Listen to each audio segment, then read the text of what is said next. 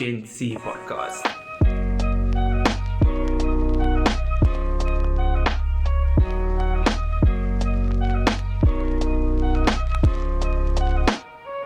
Hello, everyone. We are on the Gen Z podcast.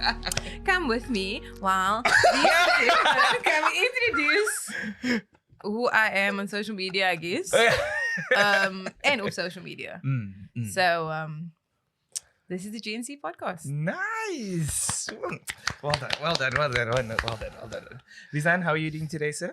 I'm actually so good. So today we actually co-hosts, right? Knocked me in the butt. When Chelsey got here, Thanks. we had gifts, which is this one of your love languages or? I would say it's how I express my love language, because I learned recently that you have a love language that you express to other people, and then the way you receive love from other people, and then there's a love language to yourself that you speak to yourself, and they can either all be the same or all be different, just depending on your lifestyle. So gift giving is my love language expression. Nice. And yeah, I don't know if you want to know, but my receiving is words of affirmation. Okay. Oh, hey yo. Her special someone is in the room with us today. It's a tiger wheat.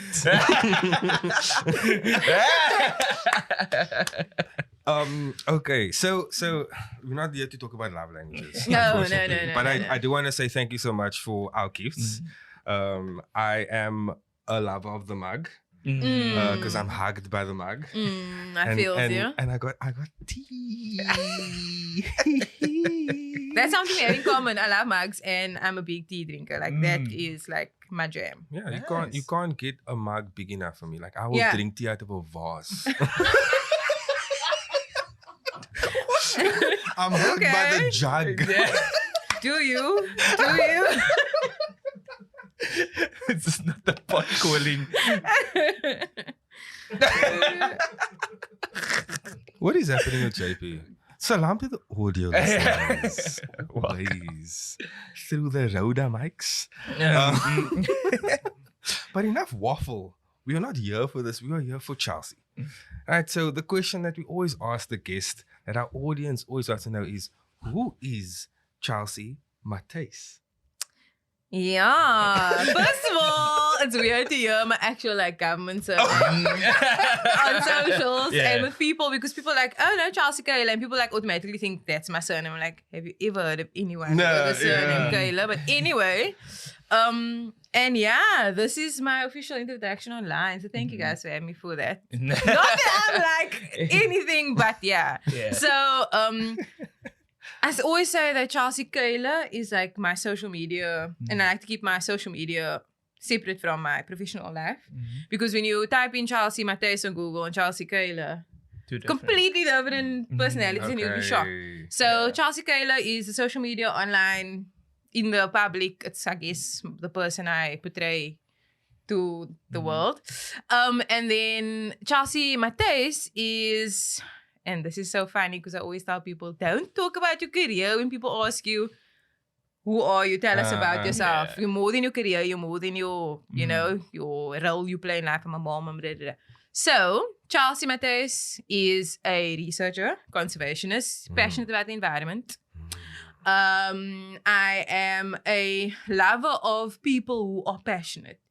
It's that is, and that's why I think I through to you guys, is because I can see you're very passionate about what you do.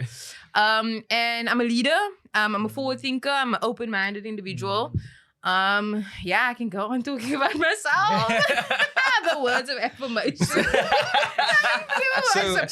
So a quick confession.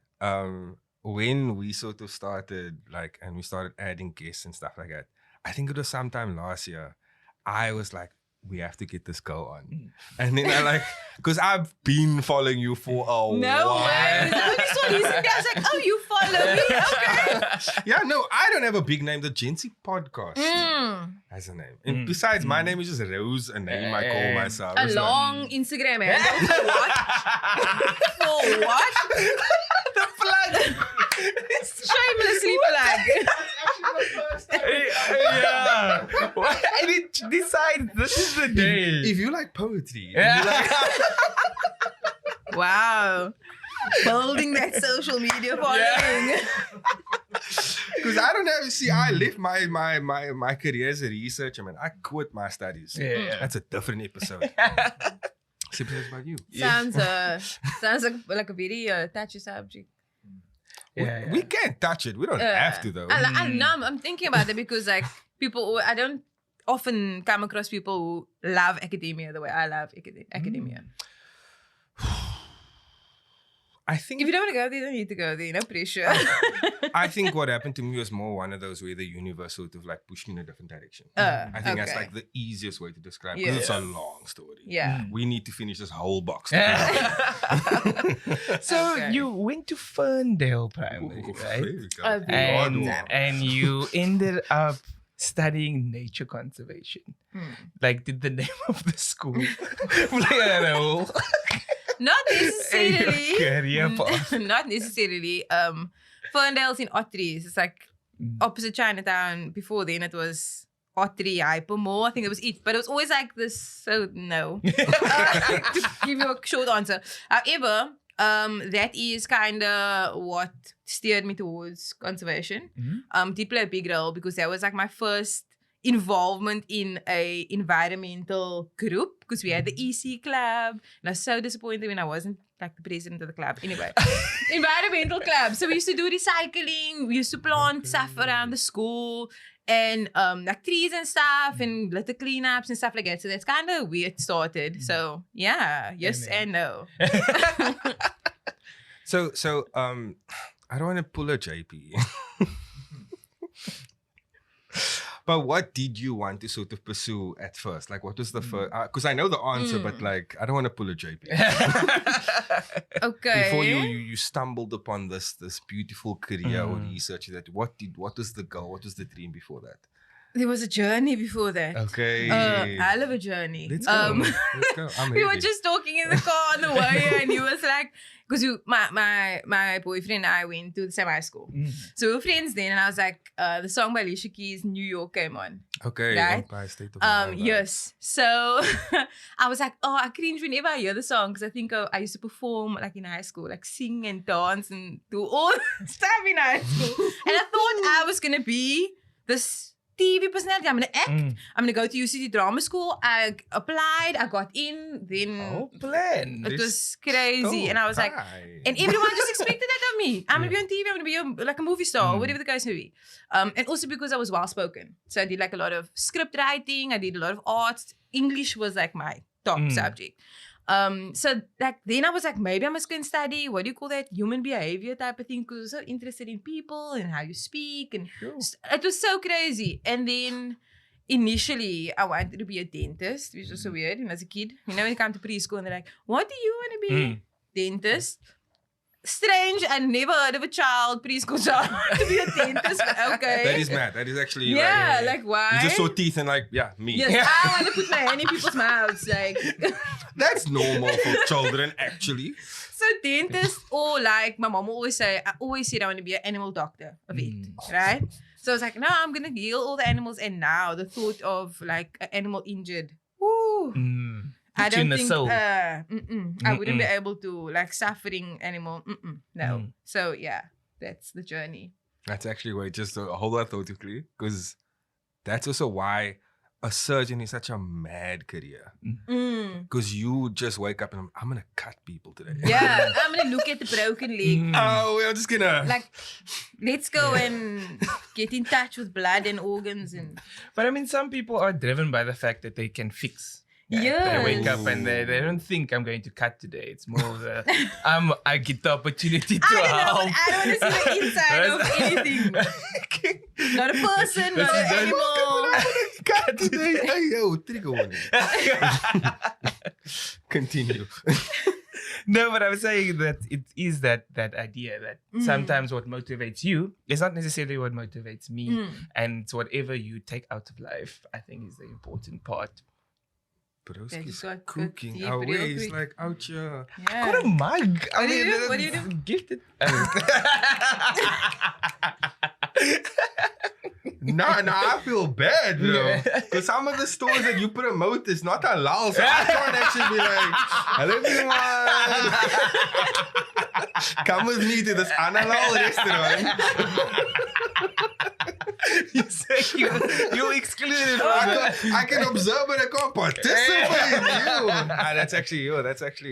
That's love. Like that's wow. It goes back to that analyzing people thing. Is the interest is still there? Like I like watching people's habits and their towels. And maybe I should start gambling. Hey. Just thinking now, maybe. Immediately, let's make money. Yeah, no, I believe in that. Anything you're good at, you should make money. Definitely, I strongly believe in that. If you can do something really good, why not? Why not make a living off it? It's akin to the Joker quote. Like you've seen, like the whole probably come across the whole social media trend that everyone needs to be an entrepreneur. Everyone needs to, that sort of thing, and like the fact that you just mentioned the skills thing is what triggered this to me. Is like get good at something. Yeah, doesn't necessarily mean you need to be an entrepreneur, but get good at something. Because I think a lot of the times when you do go start a career or we want to fit into a lane, we end up just being part of the masses and then not being like, oh, I'm actually good at this. Yeah. I might be an accountant, but actually I'm good at this. Yeah. And I think that's what we need to focus on in every aspect. I think even just waking up in the morning, if you're really good at being able to go to a 9 to 5 and be on time, then good for you. Yeah. Make that is we're going to make you stand up thing. This person can get up, they can go to work, they can do it. I'm sorry, I'm not that person. I honestly till 12 o'clock, but I'll work till early hours in the morning. But I like to manage my own time. It's tough for me to be a 9 to 5er. And I respect people that can do 9 to 5. And I'm just like, you don't need to be an entrepreneur. You don't have to have your own business. You don't need to freelance. You don't need to work from home. If you enjoy going every morning, reporting, clocking in, it puts structure in your life. You go home, you're happy, you're satisfied. That's Shop. Yeah, do that and be the best at it. Make that cash, make that money. Climb the ladder. It's just the most surprising motivation for the day. It's just like, on the, this wild motivation. Because I failed to understand how something so unnatural as like the corporate world can be something that motivates people. Like the work, like the current state of work right now is so made up.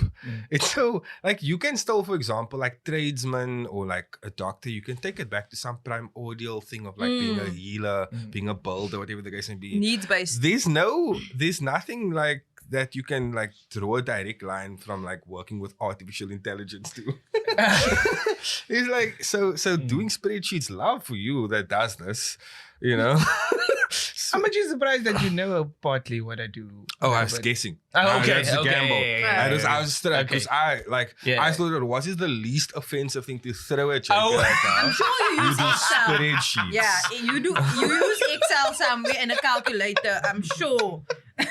My man said I'm an accountant. Spreadsheets. It works. Done. It works. Yeah. So okay. We are gonna get into a bit of what I did or why I left, basically, or what I'm doing now. So just quickly. So I did molecular biology. That is my sort of like technique. My field of study was virology. That's what I did up to like including a little bit of masters, and I quit. Okay. Right. And so now I do education. Okay. Like. I'm not a teacher though. I just ran an education company, like tutoring and I understand that, but like it's not in the field that you studied. Oh, absolutely not. Okay. Absolutely not. And a lot of people like in my life, they think that like I can still like come back to science. No, I walked away.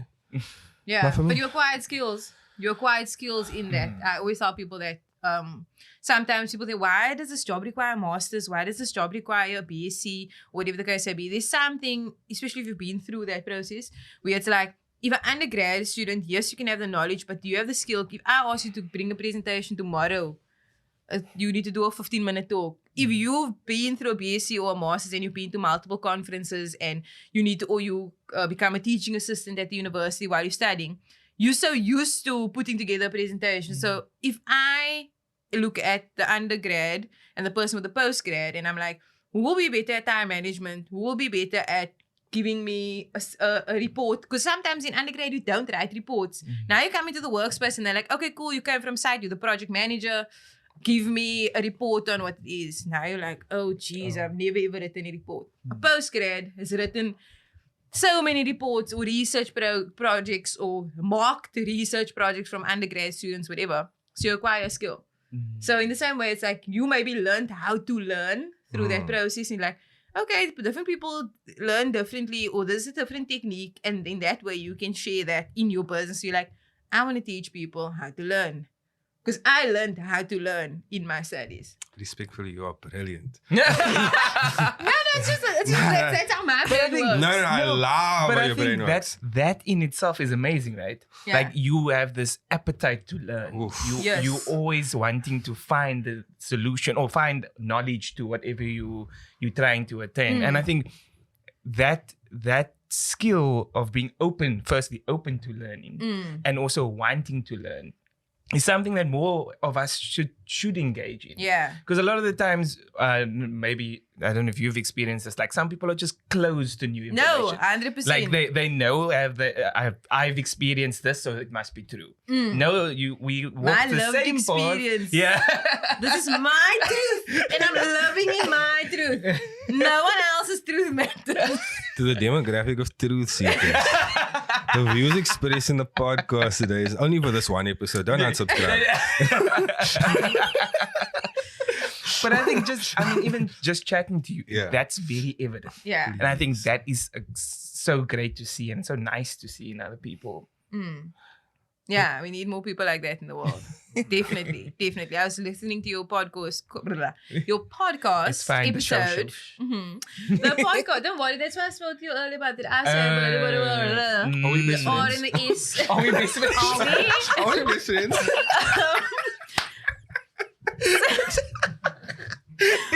I threw it off there. I threw it off by Big access. time. To be fair, I think one of the comments we got is that Rizaan is already full to capacity Oh, of yeah, best that's friends. And he He's even giving- said, I he's don't giving- want friends Yeah, anymore, he's especially giving- if you live in the south.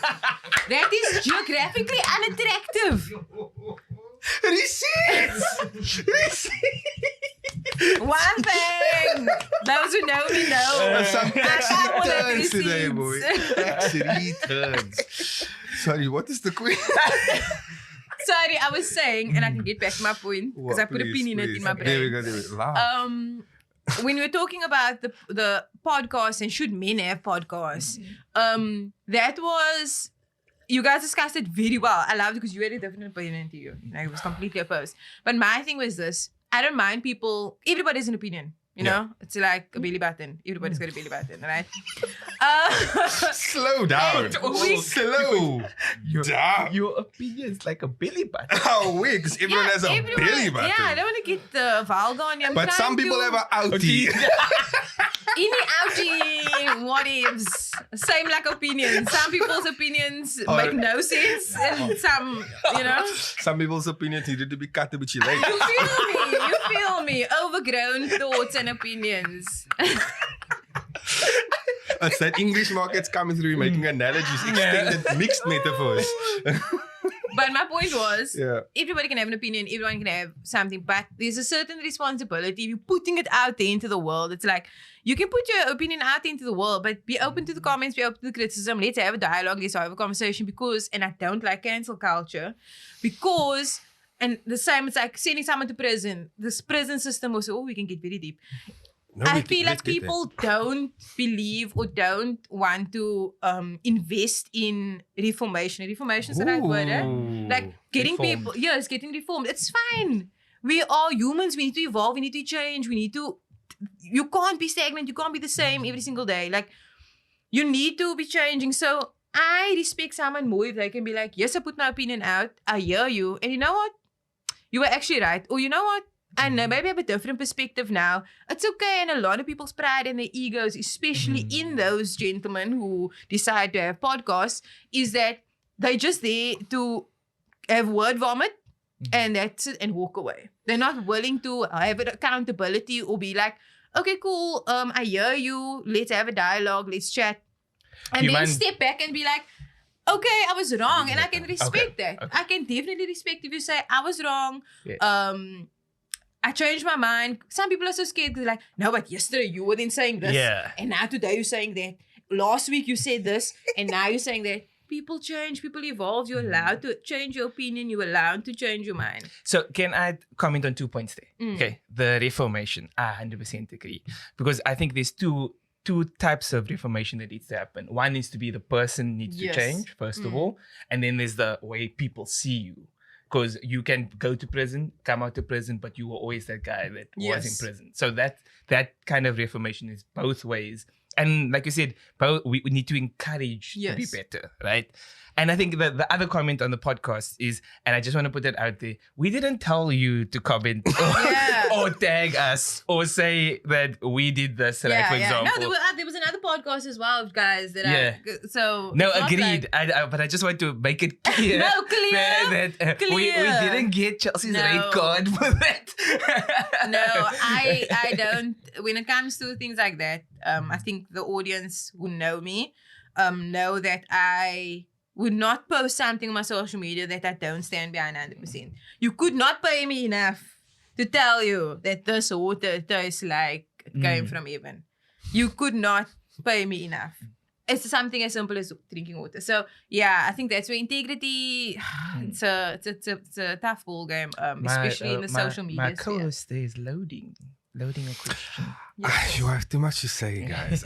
Because number one, I think just the type of individuals now that create this type of spaces that we have, they are not mature enough to have these type of conversations to that extent. So the essence of the conversation is to just generate tea. It is for scandal purposes. Yeah, they're not clicks. actually for clicks. They're not actually trying to like create like an actual dialogue. And so what, especially just to call back on the episode with myself and JP were talking about, is that JP wanted to discuss it from that particular incident. I wanted to speak about just in general how there's been a movement across social media where there's a very like guys feel like they need their masculinity recharged from the world and stuff like that. When that's a separate conversation. Yeah, it's a whole other. And I agree. I don't think that men should be deplatformed. I don't think we say it in jest. I guess. You know, take the mics away from the men. Come on, surely. But at the end of the day, like you say, and I made the example about the LGBTQ community and things like that. You as a heterosexual individual, I feel like it's a bit weird if you think that you can speak for those who are queer. So it's the same thing when men start talking. Look, I'm not a man. I can't comment. If you talking about men and men do this and men like this and men, you know what? That's for the men to debate. But when you start talking about a woman and a female, this and that, brother, please stay in your lane. You know? So that is where I also think sometimes we must be very careful with our platform. And I've come to realize this because I'm a very radical person as well. Like when it comes to standing for what's right and there's black and white, there's no gray and da-da-da-da-da. And I always want to be rooting for the underdog. Sometimes you are overshadowing the actual cause. So it's something like you're becoming the white savior for other... I'm using that term because it's an actual term. But for example, if you are talking for those people living in informal settlements and blah, blah, blah, blah, blah, and you're not giving those activists in that space, the space to actually come and speak, they don't need spokespeople. You've never lived it. You've never experienced it. So... yes, okay, you can have some information. However, you're not giving those people the opportunity to speak from a place of, this is our reality. You know what I mean? Yeah. Yeah. I get it. So it's fine. Have your mics, whatever. You know, give them in the mics, guys. Give them in the mics. But I think what I do agree with, and I think this is for any space that anybody creates, is that you have a responsibility when you speak. And I think when you do say something, it is from, like I mentioned in the episode, not to call it back, it is from where you're standing at that moment. Yeah. Like I alluded to earlier, is that you need to be open to if that is, and then if that, should that change. And like you mentioned, a lot of the times on social media, there's never space for a debate. There's never space where it's either I said this, you said that. Now we both firing. Yes. I said and this, then you said come that, with your people and you backing come with you, your, and then other backing you, and again, some people are using that. Like there's notorious TikTok beefs with the creators I'm so over TikTok, guys. that are doing it to generate a following, right? And then they take the said following to the brands and say, I have this amount of people, this is what I want. And then again, that's just people playing the game. Yeah. That's 100%. them knowing how to use it and knowing what it's for. Yeah. And I think it's important to, again, make sure that you have a responsibility to anybody that sits in front of a mic, but always be open to be challenged. Yeah, no. And we're all speaking from a place of, in an ideal world. When I received counseling also from someone, I was 20-something, when you're going through that. And I think it was the frustration coming from being radical, like being passionate and I want to do everything and I'm now in the world and I'm going to make a change and I'm be a game changer. And this is right and that is wrong. Is that you get an ideal world and then you get the real world. So in an ideal world, everyone would have the mentality, but like I just said in the beginning of this podcast, if you're good at something, why not make money off it? So if people are good at shit stirring, I don't know if I'm allowed to swear, why not make money off it? Yeah. I don't care about people. Get the bag. I don't care if the communities start a riot tomorrow and I Stop put saying people... stuff that can be clipped. Stop it. Stop it. Watch yourself. So unfortunately, the people need the Chelsey Kaylas on social media shouting and scaling and ranting. That's the sound. Just to be like, yo, hello, wake up. But again, we're here to talk about Chelsey Matthys. Yes, right? gosh, oh my goodness. So we're switching the conversation to conservation. To conservation. Yes. Anagram. What do you think? Why is it? So firstly, why is conservation so important? Let's start there. And what in today's society makes us that as if we're not contributing enough to conservation? Because again, we're not talking about it enough, firstly. But then there might be things we're doing every day that just detriment to what we have, what our children get to see. Or vice versa. But I think let's start with why is conservation important? Okay, so nature conservation. Yes. To put in that formal term. Yeah. Nature conservation is important because the world is burning. That's always been the message for me. Even as a kid, I used to tell my parents, one day we're going to walk with oxygen tanks on our backs, and look where we are today.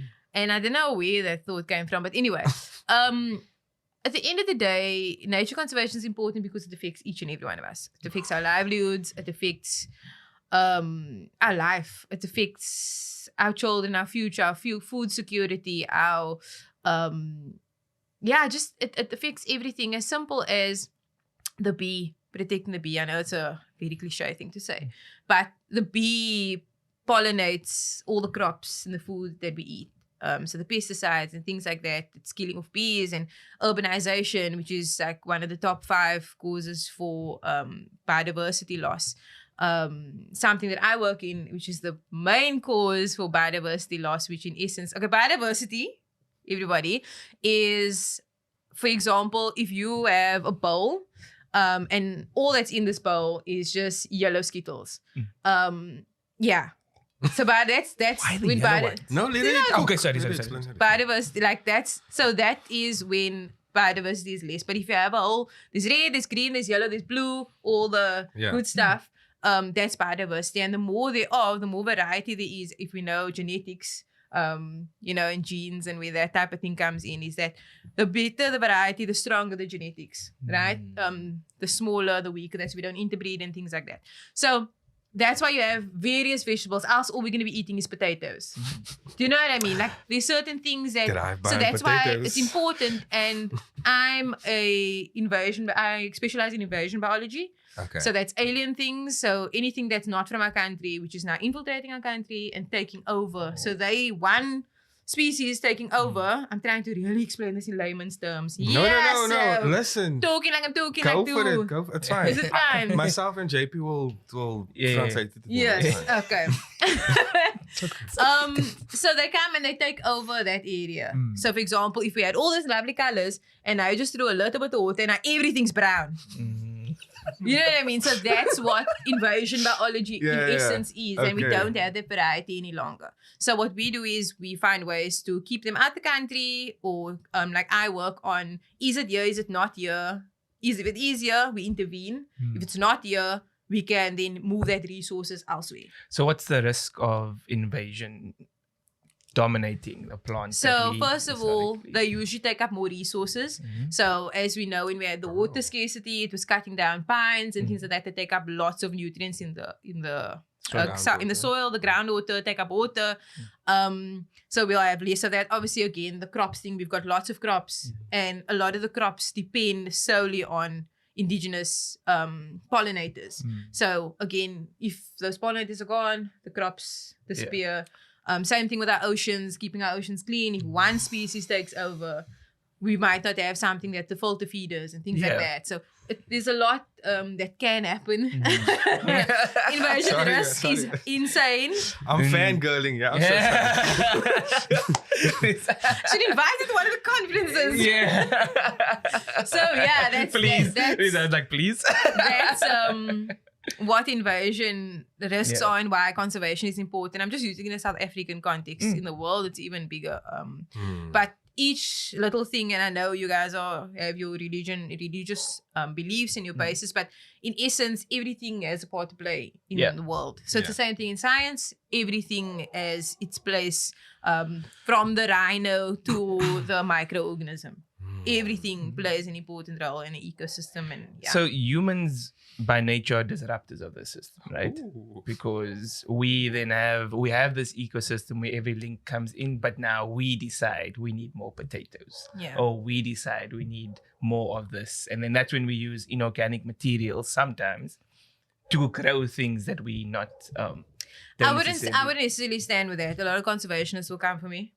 But I feel like, especially my peers, because I was probably one of the only ones that kind of went further in my studies from my peer group, because I asked so many questions. Anyway, so I would say humans can live in synergy with nature.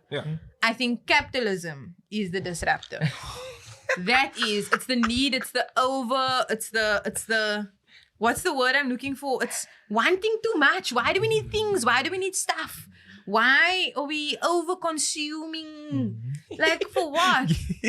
There's no need. Like, people always, and even David Attenborough, and that's why I'm not a fan anymore, said that overpopulation is the driver of decline in our ecosystem and our environment, which is not true. If you divide the land, if you divide the food, if you the resources amongst the amount of people on this planet, there's enough space, there's enough food, there's enough resources for everyone. However, we're cutting down the Amazon rainforest. Simple example here. Just outside of Cape Town, there is so much open space in the Karoo, in all these places, but everyone needs to live near the city center to make money, to make a living, to eat, to survive. So capitalism is a disruptor. I wouldn't say people. People have been living with and in synergy with nature for many years. There are indigenous communities doing it still today. And I strongly believe that the people, like you were saying, what are we doing every single day that might be contributing or taking away from conservation? And we're always telling people and always going into the communities and saying, don't litter, don't this, Eskom is the leader of environmental destruction in South Africa. That's one company. Yet all of us, I'm sure if we all recycle in the whole of South Africa, we're not going to reduce the problem.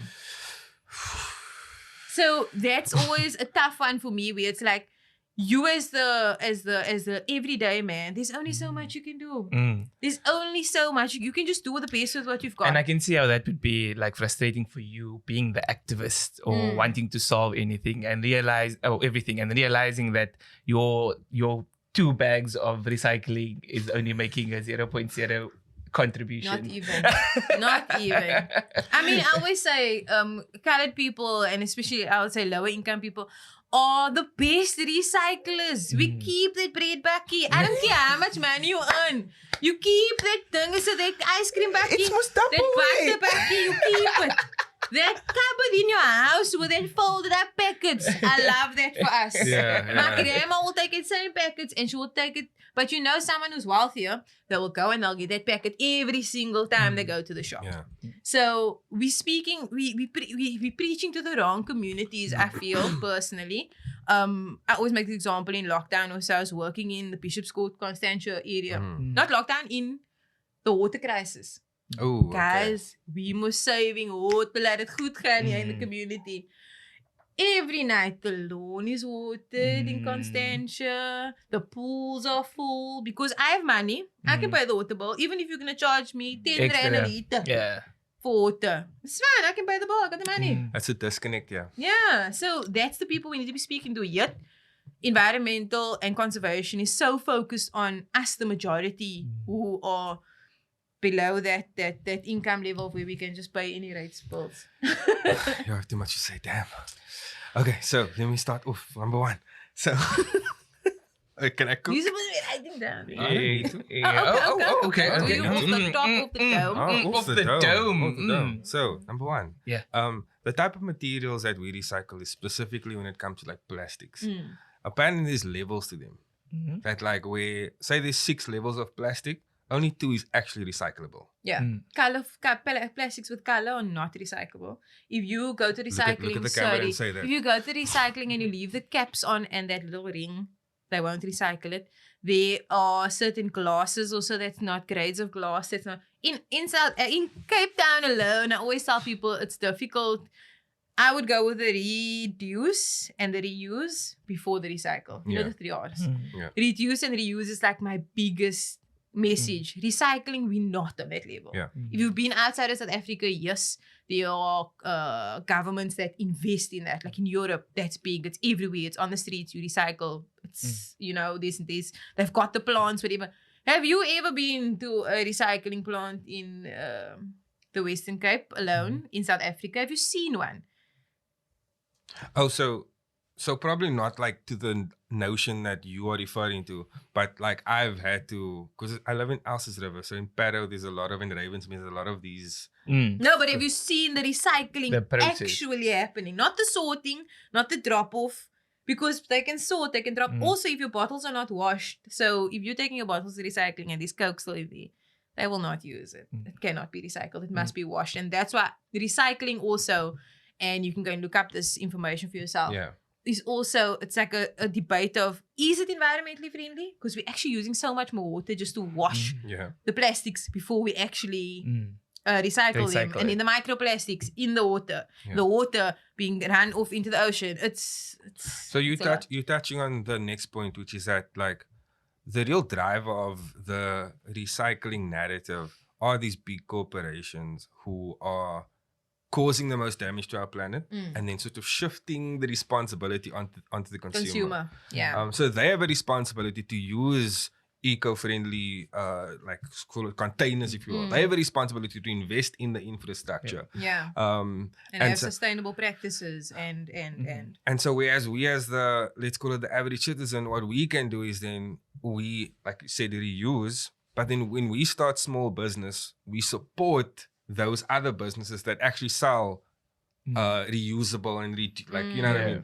That's where, because I on the internet I see mad stuff, like stuff that's made out of avocado seeds, all this different, like, because I mean literally the world has the answer. The earth has all the solutions for us. So we just obviously need now to get the information from these graduates, these researchers that can inform us, and then if y'all would only listen, and then partner with the business, with the entrepreneurs to then create eco-entrepreneurship.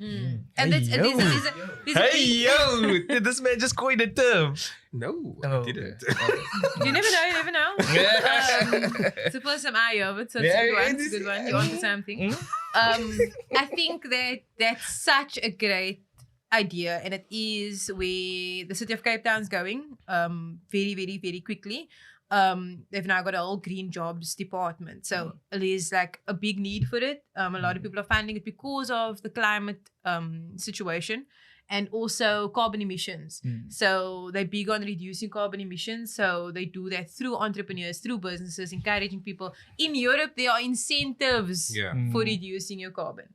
So you get tax we must pull out of but you want to be part of BRICS.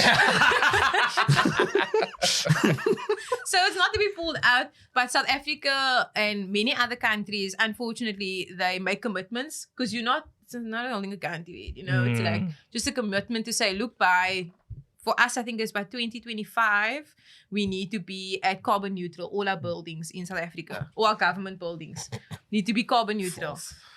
So there's commitments that we make, and if they meet their commitments, they obviously get some sort of remuneration for it, right?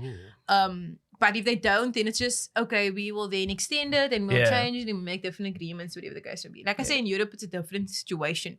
And in other countries, because then they actually get incentivized. Unfortunately, with us, with SARS and Almodai I don't think they're going to say, okay, it happens if you... so quickly. Yeah. Last shift. So just shifting away from the production type of things, right?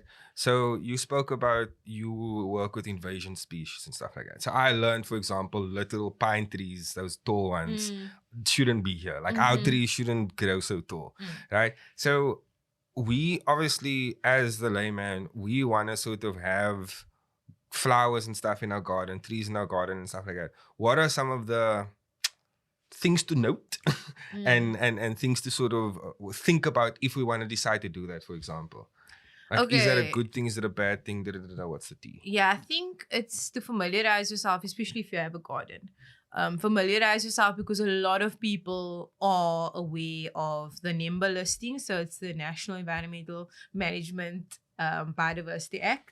Okay. So a lot of people are into gardening. They know if you into plants, it's like one of the first things you learn where it's like, okay, this is allowed, this is not allowed, this is you can have a permit with this, you cannot have a permit with that. This is what the nurseries are selling, this is what they are selling, this is what's good, this is what's bad. You kind of get used to that. And the information is literally everywhere. I love that it's so much more in the fynbos. Also things that just look out of place. Like the fynbos is fynbos for a reason. It's supposed to be greyish, whatever. And there's like a time of the year where there's like orange and purples and the yellows, and it's usually this September, October time. So if things just look out of place, like the pink flowers in front of you, it's a very highly categorized invasive species. That's not my whomsoever's name is on the property. Whoever is. So it just stands out. It just doesn't look right like the tree, like the pines. It's huge. Just like, but this is fynbos. Bos. It's supposed to be bushes. So it just kind of stands out. And like I say, you can go and Google what's alien and what's What indigenous. was the list again? NEMBA. Yeah. So it's the listing that I work on in my thesis. Yeah. Ooh. Yeah. No, I'm such a big fan of Chelsey right now. No, come on. So we have this game, Chelsey, in this box. Although the first one for today is known as the Big Five. Yes.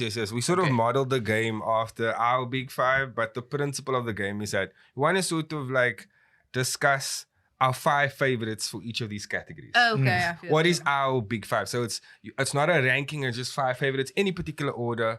Are you choosing the one that I need to read? Okay, then I'll start it off. Okay. I didn't know there were specifics. Yeah, no, because you there. didn't take from the top like a normal person. You took you were like, wow. like it's a raffle. There's like it's moving like it's a raffle, and the winner is clearly not Kayla from Belo. You're gonna go get your prize. Okay, Michaela's not here. Yeah. Bevan from table 15. Look under you, G. Look under you. You are smaken, eat and treat. So. You lost you by all. A subic. Oh my word. children's running up and down. Oh no, it's funny. Okay, so what is your 5 favorite ways or 5 ways that you like to sign off an email? Oh. We want the people in the comments on social media, on WhatsApp. Tell us, send us ways that you like to sign off an email. So the standard is the kind regards. Yeah, kind Most regards. Kind regards. Then there's most sincerely. Sincerely yours. Maybe if you want to add personal touch. Okay. There's then also. Okay, don't give all 5. No, I'm just. Okay. Just spitballing. I'm just. I spitballing. always gooi the look forward to your response. Mm. Especially if I need something like soon. I'm just like, I need an answer now. Look forward to your response. It's either like best or with thanks. Yeah, with thanks is a great one. Yeah. I never say peace. If I'm chatting to someone, I actually grant us warmest regards. Oh, Yeah. you. Also, like in winter. Warmest regards. I hope you're keeping well in this weather. Nah, you were raised well. I don't have to I've written greet on one an too many email. Yeah. They're like bored. I'm like, I'm tired of saying kind regards. So so because it's winter, are we going warmest regards? No, we're just No, listing. that was Okay, our just 5. listing. We Yeah, got a good solid 6 or 7 there actually. Nice. Do I take the top one now? Oh. Yes. Okay, this one. Okay. Yes. Okay. Yeah, so that's not a next one. Sorry, take it this one. Sorry, I Why didn't botched you it. just write your name on I it? botched it. I botched I'm it. just I'm the trying to- problem. I'm the problem. To the audience, listen, So I'm sorry. the big 5 of flavors of Lay's / Simba. So I think I've said this before, but Mexican chili is coated. I'm going to say something controversial. I actually don't like crispy chips. I'm a puffs chips type of person. Like, give me a pack of spookies any day. Ghost Pops. Oh my lord, I can slowly love- pack it. Team love bubbles, types. team bubbles or curls? Bubbles, And definitely. Coles. Give me the spear flavor. Thank you very much. Oh, That's the one. the spear The flavor. purple packet. So we got spookies, bubbles. Okay, so we're changing the Ghost Pops, question yes. to fluffy. Yes. Yeah. Puffy chips. What? Puffy chips. What is the flavor of Ghostbusters? The original flavor is like a barbecue. Tomato bread. Tomato. Okay. Tomato. That's my theory. No, it's not the real. Don't like. Oh, yeah. Now you come in the company. Here's tomato bread chips. Can I just say that you said tomato breedy, and he repeated it Yeah. with the straightest of Convinced, yeah. faces, and I was fully convinced. I was sold. I was like tomato You breedy. convinced that Ghost Pops is tomato bread. Bruh, no, it's because like you said it now, calm, so and then much- he echoed that. We should actually. Yeah. That's a Tomato superpower. breedy, Definitely, bro. Definitely, that's a superpower. That's why I was convinced. Mommy, did you know that Ghost Pops is tomato bread? Yeah, wow. Okay, no, listen, no. Tomato breedy. Okay. Okay, and then what flavor is Flings. Flings? Oh wait, that's No, just Flings is a original. solid. Aromat? Yes, aromat. Nah, definitely aromat flavor. Has to Yes, be. must be original. Oh, poop flavor flyers. Yes.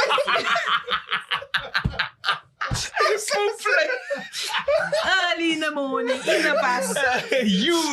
Wowzers. How's it?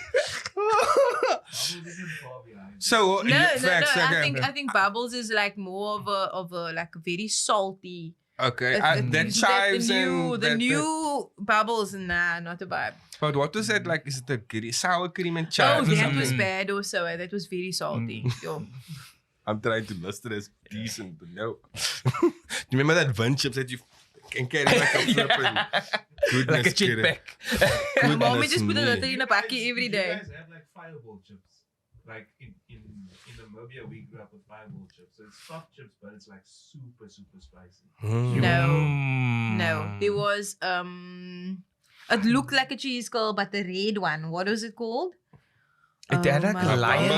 God. No, a cheese curl. It's Oh, like cheese a, curl. but it's if you guys know, Yeah, let us know. let us Say, know there was a please, chip Lacey, like There was a that. chip. That's all I'm saying. Say Leicester. But there is a hot cheese curl. Yeah, but I don't think. No, it's it not wasn't that It's not one, man. It No, was but a I'm saying there different- is. Yeah. Just to finish the Oh. category. Sorry. Okay. Finish the yes. category. Okay. And then just like. Spookies? How can you Yes, leave yes. spookies out? You didn't say spookies. No, sorry. Oh, I was saying the flavor. So, Oh, the flavor. so which flavors of spookies do you like besides obviously? Pele pele.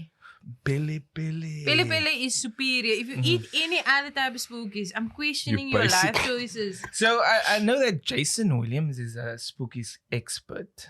One of the content creators. I was Yeah, gonna it's say like- now. Jason if Williams, I a content knew creator songs that is an expert in spookies. So I'll ask him. But What is his also like stage Jason- name? Jason, tell us if the new spookies taste different. The spookies changed the packaging and it just doesn't slap the same. Doesn't slap the same.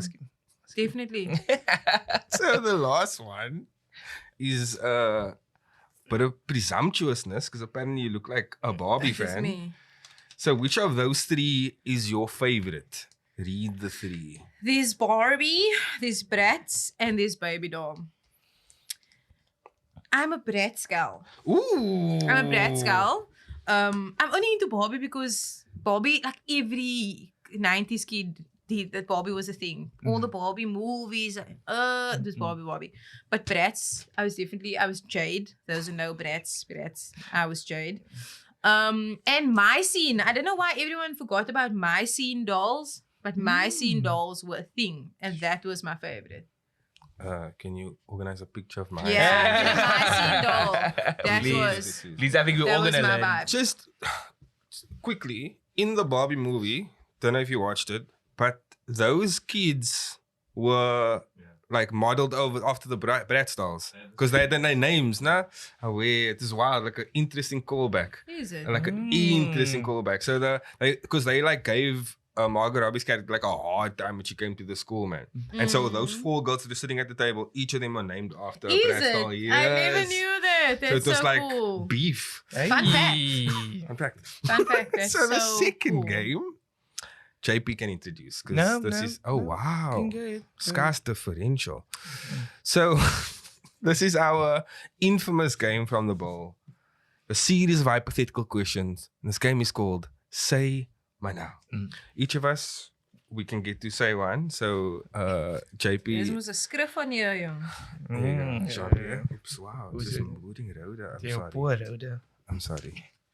Okay, do you want to start us off? Okay. Say my now, Say you my. could stay overnight at any shop/food place and you were allowed to consume or use anything in that shop for the time you were there. What shop/food place are you choosing? First of all, I'm proud of myself for reading this without my glasses. Secondly,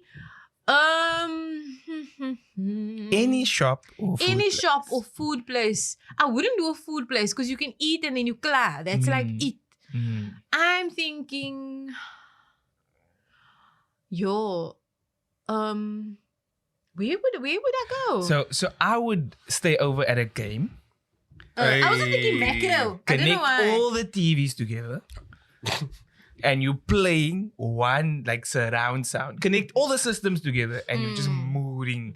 Like you play Call of Duty and you shoot someone. Oh, for imagine a real. multiplayer on that, bro. Each man gets a 55-inch. Plus you have the yellow snacks. You have the yellow you can snacks. Take out the bed. You can. You can take a power nap. Yeah, you I was come thinking back to the macro, game. but game is a better option there. Definitely a winner. So that would be my guess. I don't know. I actually don't know. Because I'm where gonna say like else. he's gonna be at the bookstore. or something.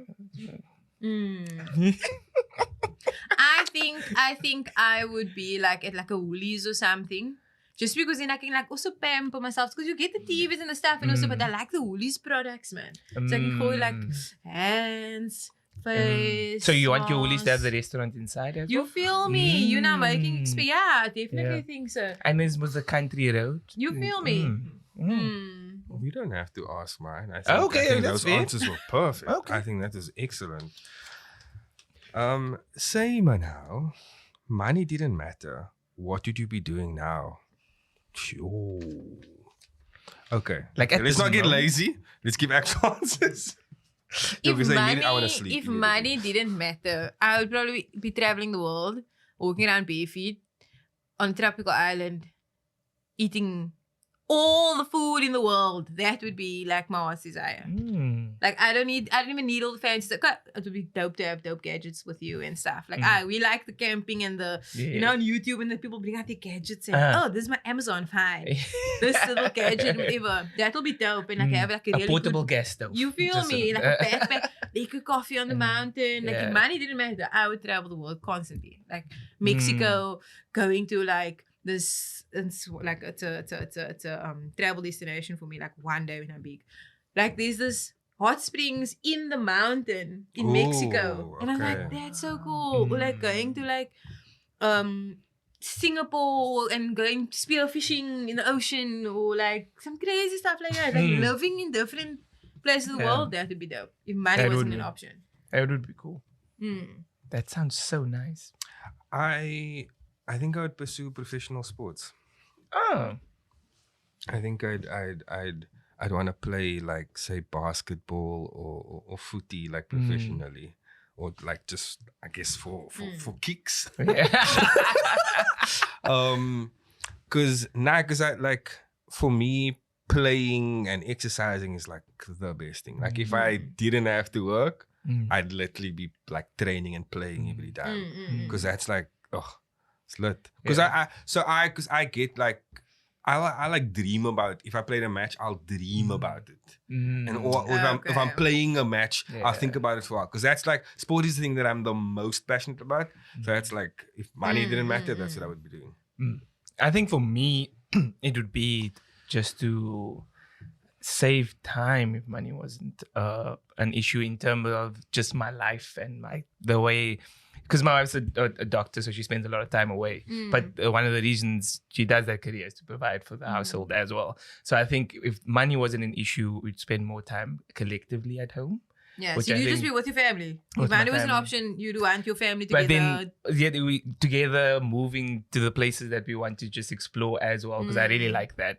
And I think if money wasn't an issue, we'd get so much time back. Yeah, no, 100%. 100%. Cool. Is it time for mine, Sir co-host? Yes, we actually forgot to do something, but continue with your same. Okay. Sayma now, you could bring back any cancelled TV show. What would it be? Yo, it's crazy with this SAG after the Writers Guild strikes. The number of shows that's been cancelled is ridiculous. Actually.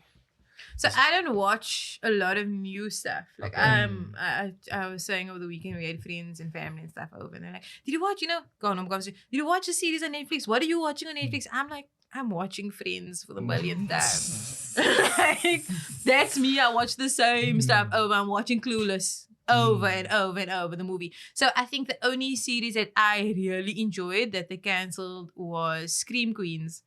No idea. Yeah, it was like a teeny. I like teeny bop movies and stuff like that, but with like, and I like thriller and horror movies and series and whatever. So it was like a mixture of that, and it was just like gold. It was like a little bit of comedy as well, and I think they only had 2 seasons, and then cut. Yeah, cut.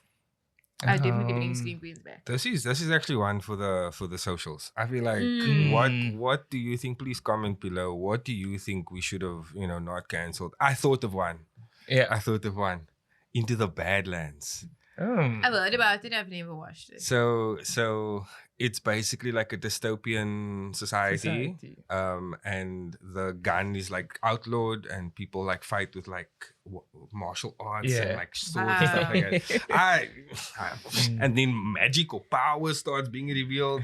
No, see, that's too much for me. But I'm an anime girl, so like I get this type of stuff. I get. It's a lot.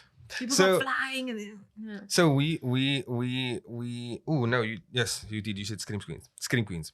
So we're supposed to transition sort of out of the episode, but we forgot to do something. Sure. We forgot to do something. I know, it's like come to the end of the road, but we forgot to do something. We actually asked our audience on social media a few questions.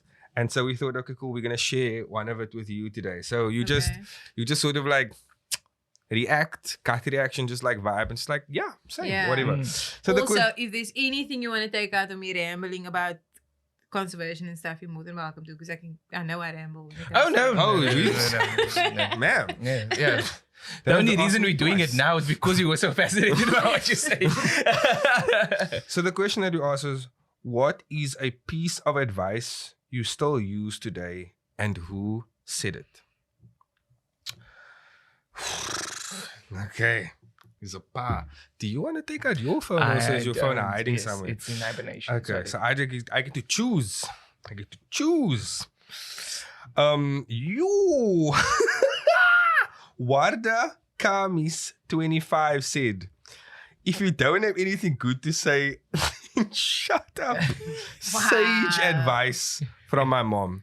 And that's fair. Like, that's actually like where we are right now in the sort of like little podcast space. That's such a mom thing to say, though. It's such a mom thing to say. Was it something that someone said to you, Chelsey? There's two things. The one, and both from my English teacher in high school. The one was, and it's quotes from obviously famous people as well. I just can't recall. The one is, no one can make you feel inferior without your consent. Big one for me. And number two is, if you are silent in the instance of injustice, you're taking the side of the oppressor. Ooh. Both shaped my life very much. Yeah. That, especially because you are I want passionate. So Jamie Preston, I like this one. Jamie Preston said, knowing is good, but checking is better. My late father's pearls of wisdom. Love that. I want to read one from Yasin Yaya Fredericks, but it's like girlfriends. No, it's not. Not allowed. Just know. This is a family show. Subscribe to Jinsey Plus for more. So that is a good place to go. So I think, again, just from our side, thank you for the gifts, but most importantly, thank you for taking the time. We know that you are full-time job, you juggling the studies as well. So we really appreciate you taking the time to come and chat to us. And I think much like Rizaan was fanboying on that side, I think we all took so much out of this conversation, much more than we thought we could. Look, just as we got advice from our social media, we like to ask our guests to, if they could give a message to the younger self, right? If you could speak to young Chelsey, what did you tell her? I would tell her that I think my younger self that I do need to speak to is not too long ago, my early 20s. I feel like I was authentically myself up to my early 20s, and I kind of switched it up. And it's that word of advice of, no one can make you feel inferior without your consent. And don't change for anybody. And people, even if they tell you, oh, you're too loud or this, don't make yourself small. Take up space, sis. Take up space. And continue to take up space. That's what I would tell myself. And I'm stepping into that now. Like, I'm reaching like my 30s, and I'm like, I'm going back to, where you are. Yeah. With that taking up space, where can people find you? Y'all can find me everywhere. I've got a LinkedIn. We're adults. You got a LinkedIn. We are plugging the LinkedIn first. Anybody's For the bag. LinkedIn for the bag. I've got a LinkedIn, Chelsey Matthys. You're more than welcome to go and hit me up there. I'm open for work. Those who know. If you know.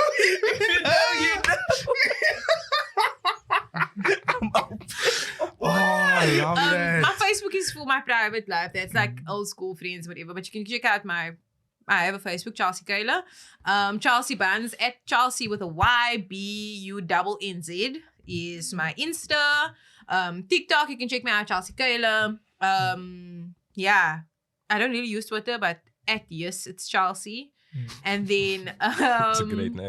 my YouTube, Chelsey Kayla. You can check it out, YouTube. I'm trying to get back in the game. We'll see how things go after I broke 2 phones during Mercury retrograde. Just waiting for Mercury to come out of retrograde so I can upgrade. Mercury is in reverse cowgirl. So Can I just say that? Can I just say that? Wow. The amount of links, that like Lau and the editing team has just put in this, I appreciate it. I appreciate all of the places we can find you. I started all my socials at different points in my life, man. It's all different, and I hate it, but you know it is what it is. We've come this far. I've never got an act. You're that wood, my bro. Yes, Wow. Where the You heck? know? Yeah. I was like, same. Chelsey. Oh, what a wild thing. It's a preemie. So, yeah, I feel like I've said this. I am a fully fangirled. I really, really enjoy this. And I hope you, the audio listeners, sorry, I'm in love with the audio listeners. And you, the people that are watching us, I hope you really enjoyed this. And if you want to see more of myself and JP and a wonderful third, if you will, please do like, share, subscribe, rate us on the audio platforms. And as always, we out. Peace.